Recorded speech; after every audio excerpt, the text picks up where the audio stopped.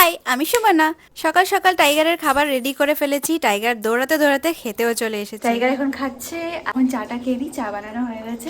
Simba চায়ে ডুবিয়ে এই বিস্কিট খেতে কার কার ভালো লাগে? আমার তো খুবই ভালো তো লাগে। সবাই এখন ঘরে রেস্ট করছে, খাওয়া দাওয়া হয়ে গেছে। টাইগারও জানলায় বসে আছে, আমরা ওই বাড়ি চলে যাচ্ছি। চলে এসেছি। এসেই আগে আমরা শেকটা বানিয়ে নিয়েছি, তারপর বাকি কাজ স্টার্ট করছি। ডাল বসানো হয়ে গেছে, এবার মাছের ঝোলের জন্য প্রিপারেশন স্টার্ট করছি। মাছের ঝোল বানানোর জন্য মশলা বাটা হয়ে গেছে, মাছটা এবার ভেজে নিচ্ছি। চলে এসছো? ফাইনালি ও চলে এসছে।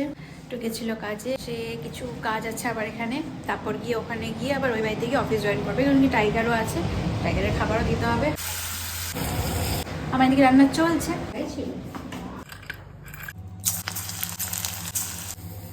এবার আমি একটু ফেস প্যাক লাগিয়ে নেবো। আজকে ফেস প্যাকে আছে চালের গুঁড়ো, হলুদ আর বেসন।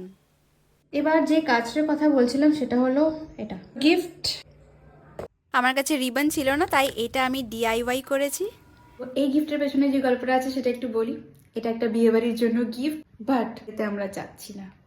স্যাডলি সেদিনই আমাদের দুটো বিয়ে পড়ে গেছে, আর আরেকটা বিয়ে একটু লং ডিস্টেন্স ট্রাভেল করতে হবে আমাদের, তাই এই বিয়েটা মিস হয়ে যাচ্ছে। এনিওয়ে, গিফট দেনা তো বানতা হ্যায়, বিয়ে অ্যাটেন্ড করি আর না করি, আজ রাতেই গিয়ে গিফটটা দিয়ে আসবো।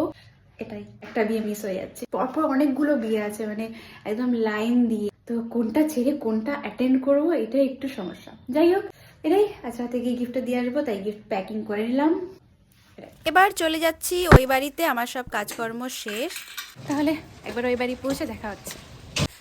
তো আমি পৌঁছে গেছি বাড়িতে, এই যে। আর ভিডিওটা আজকে এখানেই এন্ড করছি।